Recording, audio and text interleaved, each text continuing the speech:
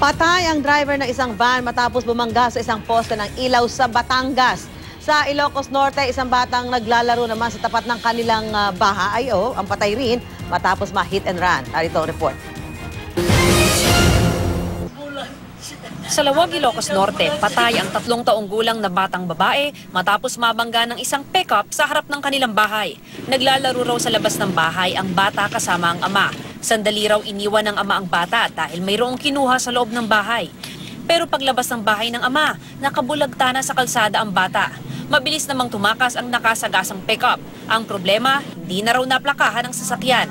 Nanawagan naman ang pamilya ng bata sa driver na sumuko na sa mga pulis.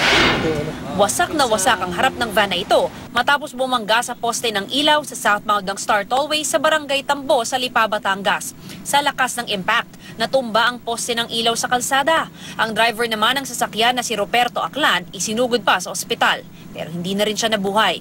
Batay sa inisyal na investigasyon ng pulisya, posibleng nakatulog ang driver sa pagmamaneho kaya bumangga siya sa poste. Para sa unang balita, Mav Gonzalez reporting.